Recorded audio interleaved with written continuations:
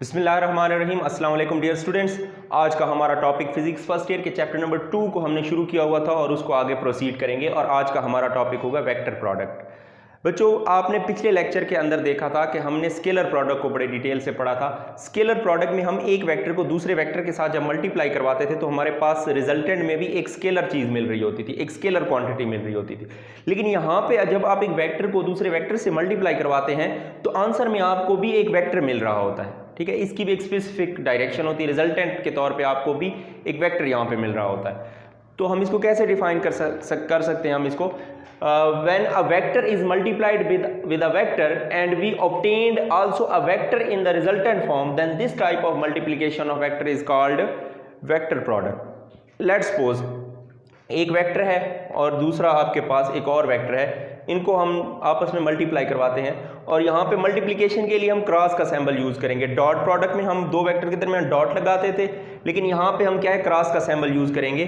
तो हमारे पास आ जाएगा vector cross vector is equal to vector. ये वेक्टर आपके पास रिजल्टेंट वेक्टर होगा इसका, और इस बेस पर के इसके दरमियान हम क्रॉस लगाते हैं दो वेक्टर के दरमियान, तो इसको क्रॉस प्रोडक्ट का नाम भी दिया जाता है। यहाँ पे लेट्स सपोज हमारे पास दो वेक्टर्स ए और बी हैं और हम जब इनको मल्टीप्लाई करवाते हैं तो मल्टीप्लिकेशन के बाद हमें रिजल्टेंट के तौर पर एक वेक्टर सी मिल रहा है। यहाँ पे ये भी आपके पास क्या है, रिजल्टेंट वेक्टर है जो कि सी वेक्टर है आपके पास।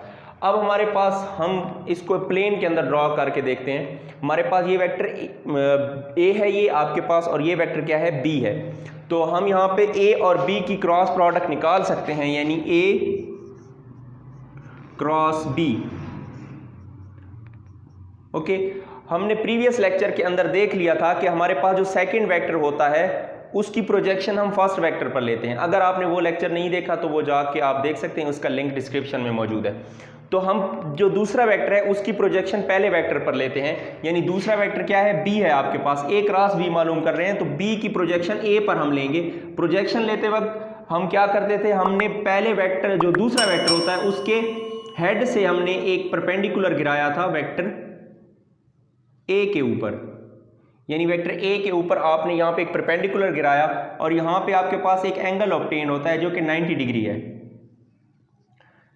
ओके, यहाँ पे इनके दरमियान जो एंगल बनता है प्रोजेक्शन का वेक्टर ए के ऊपर वो 90 डिग्री आपके पास बन रहा है। यहाँ पे इन दोनों वेक्टर्स के दरमियान जो एंगल बन रहा है उसको हम थीटा का नाम देंगे। यहाँ पे एंगल क्या है जी, इनके दरमियान थीटा है। अब बच्चों, थीटा एंगल के सामने जो होता है हमारे पास इसका परपेंडिकुलर होता है ट्राइंगल का, तो ये हमारे पास क्या है, इस ट्राइंगल का ये वाला परपेंडिकुलर है। ये ओ, इसको आप पी का नाम दे दो, इसको क्यू का नाम दे दो। ओ पी क्यू बच्चों आपके पास एक ट्राइंगल है और इस ट्राइंगल में हमारे पास ये प्रोजेक्शन है इसकी ओ पी, आपके पास प्रोजेक्शन है वेक्टर ए के ऊपर, और यहाँ पे हमारे पास जो है इन दोनों वेक्टर के दरमियान एंगल थीटा है, और थीटा एंगल के बिल्कुल सामने क्या है आपके पास, इसका परपेंडिकुलर है। ये इस ट्राइंगल की बेस बन जाएगी और ये इस ट्राइंगल का हाइपोटेन्यूज बन जाएगा। ओके, तो हम यहाँ से अगर इसकी, अब बच्चों पिछले केस में आपने देखा था हमने जो है सबसे पहले लिखा था वेक्टर ए की मैग्नीट्यूड, तो यहाँ भी हम लिख लेंगे magnitude of vector A, magnitude of vector A, और उसको मल्टीप्लाई करवा दिया था हमने किसके साथ।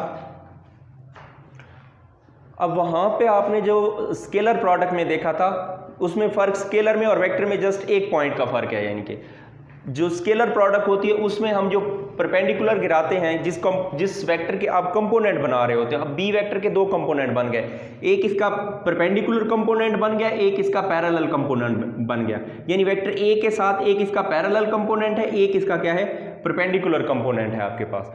तो जो पैरेलल कंपोनेंट है वो हमने पिछले केस में देखा था, और ये हमारे पास क्या आ रहा होता था, बी कॉस थीटा। हमारे पास ये वाला जो इसकी बेस बन रही होती बी कॉस थीटा हमने ली थी, और हम कहते थे कि ये वेक्टर बी का वो कंपोनेंट है जो वेक्टर ए के साथ पैरेलल है। अब बच्चों हम क्योंकि पढ़ रहे हैं वेक्टर प्रोडक्ट, और वेक्टर प्रोडक्ट में हमने जो है इसका जो आपके पास वेक्टर बी का वो कंपोनेंट लेना है जो वेक्टर ए के ऊपर क्या हो, परपेंडिकुलर हो, और हमें नजर आ रहा है वेक्टर ए के ऊपर जो परपेंडिकुलर कंपोनेंट है वो पी क्यू है। तो हमने पी क्यू यानी कि परपेंडिकुलर की वैल्यू निकालनी है।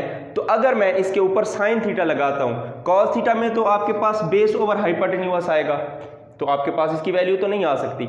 लेकिन अगर मैं इसी ट्राइंगल के ऊपर लगाता हूं साइन थीटा, तो मेरे पास आ जाएगा परपेंडिकुलर ओवर हाइपोटेन्यूज, और हाइपोटेन्यूज क्या है आपका वेक्टर बी है, बी की फॉर्म में है, तो इसका मैग्नीट्यूड हम बी का ले लेंगे। तो हमारे पास यहाँ पे परपेंडिकुलर की वैल्यू आ जाएगी, हम यहाँ पे लिख सकते हैं कि sine of theta is equal to, perpendicular बच्चों क्या है आपका पी क्यू है, मैं यहाँ पे पी क्यू लिख देता हूँ, पी क्यू ओवर हाइपोटेन्यूज क्या है ओ क्यू है आपके पास, तो हम यहाँ से डायरेक्ट बी लिख देते हैं, हम बी का मैग्नीट्यूड ले रहे हैं, हम बी लिख लेते हैं। अब हमने क्या है पी क्यू क्या है आपके पास इस ट्राइंगल का परपेंडिकुलर, तो हम यहाँ पे लिख सकते हैं p q is equal to, cross multiplication के बाद हम लिख सकते हैं बी साइन थीटा। बच्चों हमारे पास परपेंडिकुलर की वैल्यू आ चुकी है जो कि क्या है आपके पास बी साइन ऑफ थीटा है, तो हम यहाँ पे क्या लिख सकते हैं b sine theta, b sine theta, और यहाँ पे हम लिख सकते हैं the component, the perpendicular component of vector b, या आप लिख सकते हैं the component of vector b that is perpendicular to vector a, the component of vector b, the component of vector b perpendicular to a. बच्चों हमने जो है vector b का वो कंपोनेंट लिया है जो वेक्टर ए के ऊपर क्या है परपेंडिकुलर है। परपेंडिकुलर के लिए आप ये सिंबल भी यूज कर सकते हैं, आप परपेंडिकुलर लिख भी सकते हैं। तो हमने वेक्टर बी का वो कंपोनेंट लिया है जो वेक्टर ए के ऊपर परपेंडिकुलर है, जो कि पी क्यू कंपोनेंट है, और पी क्यू की वैल्यू भी हमने निकाली है जो कि बी साइन थीटा आ गई है। तो मैग्नीट्यूड ऑफ वेक्टर ए लिख लेंगे हम, यानी ए क्रॉस बी हमारे पास आ जाएगा। यहाँ से हम पहले मैग्नीट्यूड ऑफ वेक्टर ए लिखेंगे, यानी ए वेक्टर ये जो जा रहा है आपके पास इसकी मैग्नीट्यूड ए ही रहेगी, और यहाँ पे हम जो है वो कंपोनेंट लिखेंगे। कौन सा कंपोनेंट लेना है वेक्टर बी का, पैरेलल कंपोनेंट नहीं लेना आपने, parallel component b cos of theta है जो कि हमने स्केलर प्रोडक्ट में ले लिया था। अब हमने इसका परपेंडिकुलर कंपोनेंट लेना है वेक्टर ए के ऊपर। तो परपेंडिकुलर कंपोनेंट वो होता है जो वेक्टर ए के साथ 90 का एंगल बना रहा हो, तो ये आपके पास वो कंपोनेंट है, और ये कितना है बी साइन थीटा है, तो यहाँ पे आपके पास आ जाएगा बी साइन थीटा। हम इसको ऐसे भी लिख सकते हैं a cross b that is equal to a b sine theta. A और बी आपके पास इनकी मैग्नीट्यूड वैल्यू है, ये ए की मैग्नीट्यूड है, ये बी की मैग्नीट्यूड है, और साथ में साइन थीटा आ जाएगा। यहाँ पे बच्चों क्योंकि हमारे पास दो वेक्टर्स थे और उन वेक्टर्स को हमने किया है आपस में मल्टीप्लाई, और मल्टीप्लिकेशन के बाद हमने पढ़ा है कि हमारे पास जो रिजल्टेंट बनेगा वो भी एक वेक्टर होगा, वो स्केलर नहीं होगा, तो वो भी एक वेक्टर होगा। और बच्चों वेक्टर की जो होती है एक स्पेसिफिक डायरेक्शन होती है, तो जाहिर सी बात है यहाँ पे जो रिजल्टेंट वेक्टर बन रहा है ये भी आपके पास रिजल्टेंट वेक्टर है, तो इसकी भी एक स्पेसिफिक डायरेक्शन होगी। तो हम डायरेक्शन के लिए यहाँ पे n यूनिट वेक्टर लिखते हैं। ओके, यहाँ पे n कैप हम लगा दिया, ये क्या है यूनिट वेक्टर है किसका, रिजल्टेंट वेक्टर का। तो हम यहाँ से रिजल्टेंट वेक्टर की वैल्यू भी डायरेक्शन निकाल सकते हैं। रिजल्टेंट वेक्टर की डायरेक्शन बच्चों कैसे निकालनी है, उसके लिए हम राइट हैंड रूल को यूज़ करेंगे। राइट हैंड रूल यूज़ कैसे करते हैं हम सबसे पहले हम जो निकाल रहे हैं, अगर हम ए क्रॉस बी निकाल रहे हैं तो पहले वेक्टर की डायरेक्शन में रखना है अपने हाथ की फिंगर्स को, यानी अपने हाथ की उंगलियों को स्ट्रेच करना है और पहले वेक्टर की डायरेक्शन में रखना है। यानी ए क्रॉस बी निकाल रहे हैं ना, तो हम यहाँ पे ए की डायरेक्शन में अपने हाथ की उंगलियों को रखेंगे और कर्ल करेंगे हम दूसरे वेक्टर की तरफ, बी की तरफ। अब बी ऊपर की तरफ है तो यूं हम कर्ल करेंगे, तो ये जो थंब है आपके पास, ठीक है, ये थंब आपके पास इरेक्टेड थंब आपको शो कर रहा है the direction of the resultant vector. तो direction of the resultant vector क्या होगी, आउट ऑफ द पेज होगी। यानी ये व्हाइट बोर्ड नहीं है आपके पास, लेट्स सपोज अगर पेज है तो हम इसको आउट ऑफ द पेज कहेंगे, यानी ये आपके पास इसका रिजल्टेंट वेक्टर ऐसे निकल रहा होगा, यहाँ से आपकी तरफ यूं बाहर की तरफ ऐसे निकल रहा होगा। तो 3 डायमेंशन में हम इसको थोड़ा मुश्किल है ड्रा करना, हम ऐसे ड्रा कर देते हैं, लाइक ये आपके पास ऐसे आ गया, ये n यूनिट वेक्टर है, यानी ये इसके ऊपर परपेंडिकुलर है। यहाँ पे ये n यूनिट वेक्टर है जो कि वेक्टर c आप इसको कह सकते हैं, यानी एज अ होल अगर हम इसको c का नाम दे रहे हैं तो ये वेक्टर c आपके पास रिजल्टेंट वेक्टर बन जाएगा। इस पूरी चीज़ को अगर हम c कह दें तो हमारे पास जो है वो c आपके पास एक रिजल्टेंट वेक्टर बन जाएगा, और इसकी n यूनिट वेक्टर है, मतलब जो रिजल्टेंट वेक्टर बन रहा है उसकी डायरेक्शन जो है वो n कैप आपके पास आ जाएगी।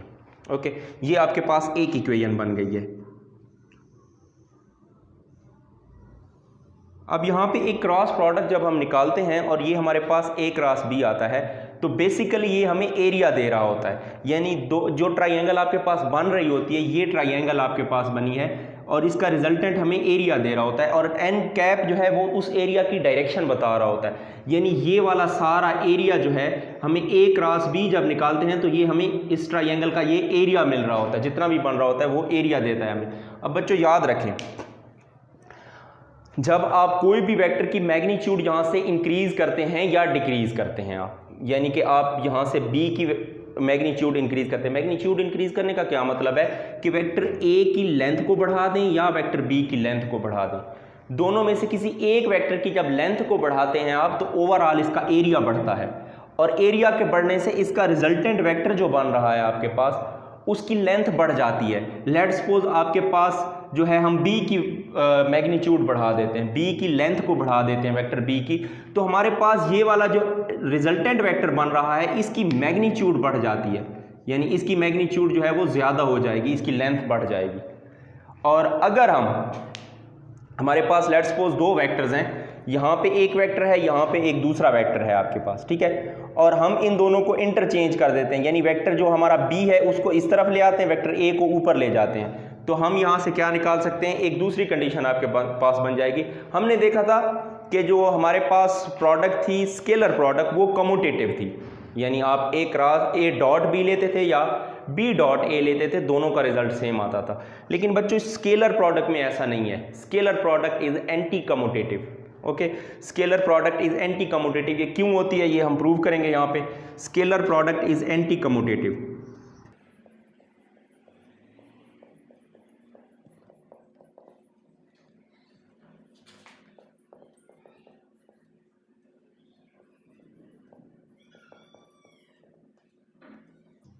Scalar product is anti commutative. ये क्यों होती है यहाँ पे हम आगे चल के देखेंगे इसको। यहाँ पे हम दोबारा से एक प्लेन को ड्रॉ करेंगे और हम अब क्या निकालेंगे, b cross a cross b तो हमने निकाल लिया, अब b क्रॉस a हम इसका निकालेंगे।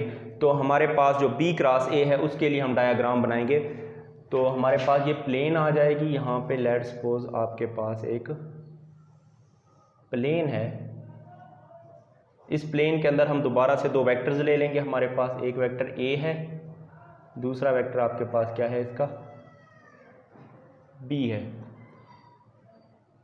ये आपके पास वेक्टर b है। ओके, अब हमने जो है पहले हमने निकाला था a क्रॉस b, अब हमने निकालना है b क्रॉस a। तो हम लिखेंगे यहाँ पे ये दो वेक्टर्स के दरमियान ये a वेक्टर है हमारे पास और ये क्या था ये b वेक्टर, और इनके दरमियान एंगल हमने कहा था थीटा है। ये हमारे पास प्लेन थी, इसका ये x एक्सिस हो गया, ये इसका y एक्सिस हो गया और ये y प्राइम हो गया और ये x प्राइम हो गया आपके पास। ओके, और ये इसका ओरिजिन O हो गया। तो अब हम निकालने जा रहे हैं क्या, b क्रॉस a। तो हम यहाँ पे लिख देंगे b vector cross a vector. अब जब हम b क्रॉस a निकालने जा रहे हैं तो हमने यहाँ पे देखा था कि जो पहला वेक्टर आ रहा होता था उसकी सबसे पहले तो हम मैग्नीट्यूड लिखते थे। तो यहाँ पे पहले वेक्टर कौन सा आ रहा है, b आ रहा है, तो हम यहाँ पे लिखेंगे मैग्नीट्यूड ऑफ वेक्टर b। यहाँ पे लिखेंगे magnitude of vector b। Magnitude of vector b आ गई।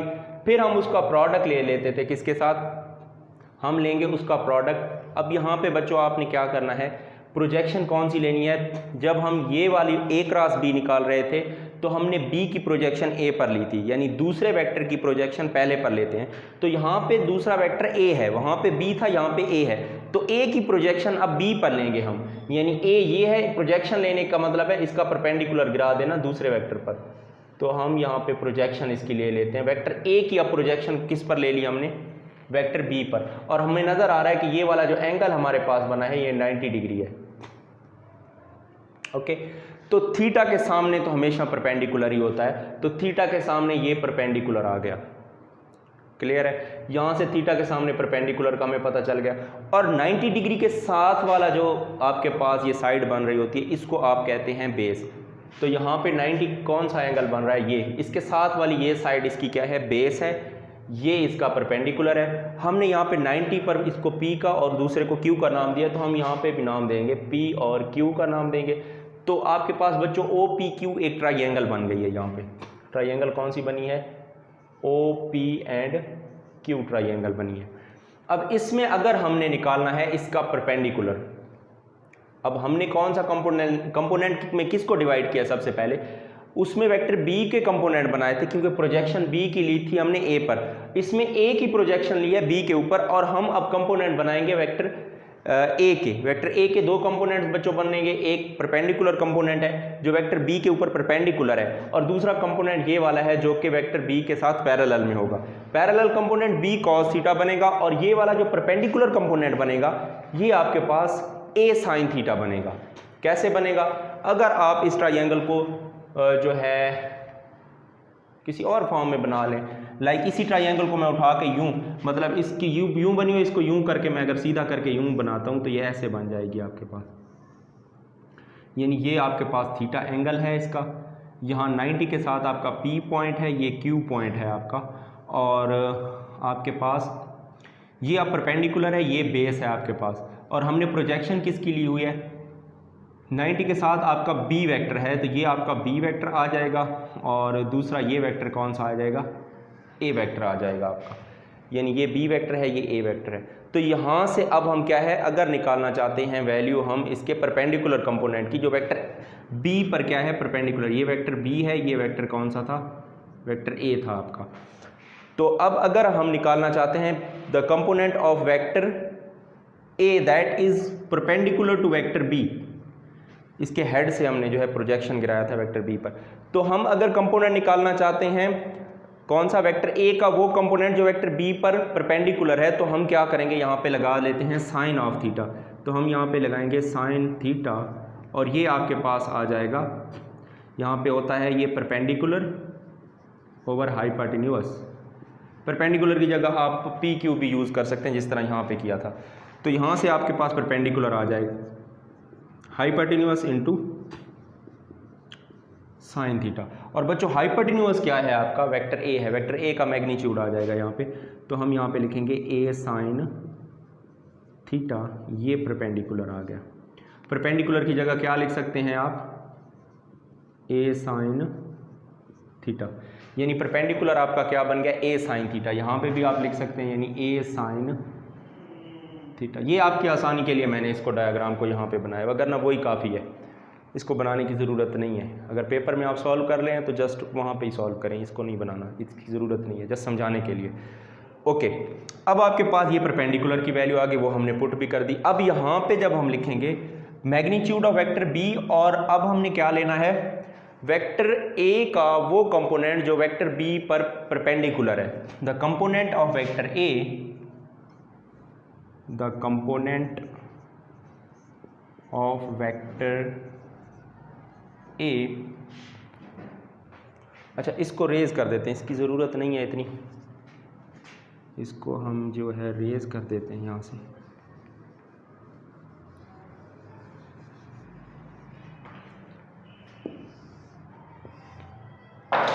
The component of vector a perpendicular to b, यहाँ पे आ जाएगा। तो मैग्नीट्यूड ऑफ वेक्टर बी आएगी सबसे पहले, तो हम यहाँ पे लिख लेंगे बी, यहाँ पे आ जाएगा ए बी क्रॉस ए, और ये बन जाएगा बी, आपके पास बी आ गया, और साथ में आ जाएगा कंपोनेंट हमने बच्चों अभी निकाल लिया है वेक्टर ए का वो कंपोनेंट जो वेक्टर बी पर परपेंडिकुलर है, वो ए साइन थीटा है, तो यहाँ हम लिख देंगे ए साइन थीटा, और साथ में एन यूनिट वेक्टर आपके पास आ जाएगा। ओके, तो हम ये आपके पास क्या है, इसकी मैग्नीट्यूड है, तो हम इसको ऐसे भी लिख सकते हैं, एक बी साइन थीटा और एन यूनिट वेक्टर, यहाँ से ये आ जाएगा बी क्रॉस ए। बच्चों ये आपके पास एक इक्वेशन बन गई है। अब यहाँ पे एक बात याद रखें, जब हम निकाला था हमने a क्रॉस b, तो हमारे पास जो इसका रिजल्टेंट बन रहा था उसकी डायरेक्शन क्या थी। मैंने बताया था कि पहले वेक्टर की डायरेक्शन में उंगलियों को रखना है, हाथ की फिंगर्स को, और सेकंड वेक्टर की तरफ कर्ल करना है। तो इरेक्टेड थंब क्या देगा, will give you the direction of the resultant vector. तो यहाँ पे हम भी डायरेक्शन निकाल सकते हैं क्योंकि हमने एन कैप लगाया है, तो इसकी डायरेक्शन रिजल्टेंट वेक्टर की किस तरफ होगी। तो हम क्योंकि अब निकाल रहे हैं बी क्रॉस ए, तो हम बी के डायरेक्शन में अपने राइट हैंड की फिंगर्स को रखेंगे बी की डायरेक्शन में और इसको कर्ल करेंगे टूवर्ड ए।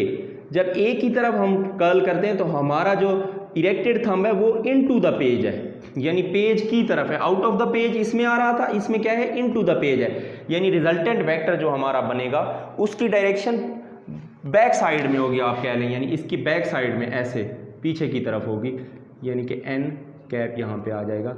अगर ये आपके पास ओवरऑल हम इस वैल्यू को सी वेक्टर का नाम दें तो ये रिजल्टेंट वेक्टर आपका सी बन जाएगा, जो कि बैकवर्ड डायरेक्शन में होगा आपके पास। और अगर हम जो फ्रंट वाली डायरेक्शन है उसको हम पॉजिटिव एन का नाम देंगे, यानी ये पॉजिटिव एन यूनिट है, तो बैकवर्ड डायरेक्शन में हम इसको नेगेटिव एन यूनिट वेक्टर का नाम देंगे। तो यहाँ पे भी बच्चों आपके पास नेगेटिव एन आ जाएगा।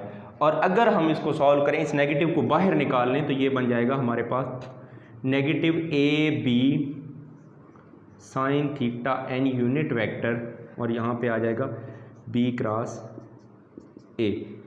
और बच्चों इस नेगेटिव को अगर मैं इस तरफ ले आऊँ तो मेरे पास ये बन जाएगा negative b cross a is equal to a b sine theta और एन यूनिट वेक्टर। बच्चों ये आपके पास एक इक्वेशन बन गई है। इस इक्वेशन को हम नाम देते हैं ए का, इसको नाम दे देते हैं हम किसका, बी का। एक इक्वेशन ए बनी है, एक इक्वेशन आपके पास बी बनी है। अब हम क्या करते हैं, इन दोनों इक्वेशन की आपको नज़र आ रही है राइट हैंड साइड सेम है, यानी ये a b sine theta n unit vector है, ये भी a b sine theta n unit vector है। तो अगर इनकी राइट हैंड साइड सेम है तो लेफ्ट हैंड साइड्स भी क्या होंगी, सेम होंगी। तो हम यहाँ पे लिख देते हैं कि a cross b that is equal to b cross a, लेकिन नेगेटिव साइन। बच्चों एक वैल्यू आपके पास पॉजिटिव में आ रही है, एक वैल्यू नेगेटिव में आ रही है। नो डाउट इनके मैग्नीट्यूड सेम है, रिजल्टेंट वेक्टर के मैग्नीट्यूड्स सेम है, दोनों के इक्वल हैं एक दूसरे के, लेकिन यहाँ पे डायरेक्शन का डिफरेंस आ रहा है। तो हमारे पास जो एक पॉजिटिव में आंसर है, एक नेगेटिव में आंसर है, ठीक है। आप कह सकते हैं कि ये इक्वल नहीं है। तो हम यहाँ पे क्या कहते हैं कि हमारे पास जो स्केलर प्रोडक्ट है वो एंटी कम्यूटेटिव होती है, कम्यूटेटिव लॉ को होल्ड नहीं करती। लेकिन मतलब कि जो ए क्रॉस बी का आंसर है वो बी क्रॉस ए के आंसर के बराबर नहीं है। नो डाउट इनकी मैग्नीट्यूड सेम आ जाती है। लाइक आपके पास यहाँ पे भी वैल्यू कुछ आ जाती है, आप लेट्स सपोज कर लें 5 आती है, और यहाँ पे भी मैग्नीट्यूड में 5 आती है वैल्यू आपकी इन दोनों की, लेकिन यहाँ पे नेगेटिव 5 आएगी, यहाँ पे पॉजिटिव 5 आएगी, तो यहाँ पे नेगेटिव 5 आएगी। इसलिए ये दोनों एक दूसरे के इक्वल नहीं है। ओके, तो इसीलिए हम कहते हैं कि ये जो हमारे पास जो प्रोडक्ट होती है वेक्टर प्रोडक्ट, ये एंटी कम्यूटेटिव होती है।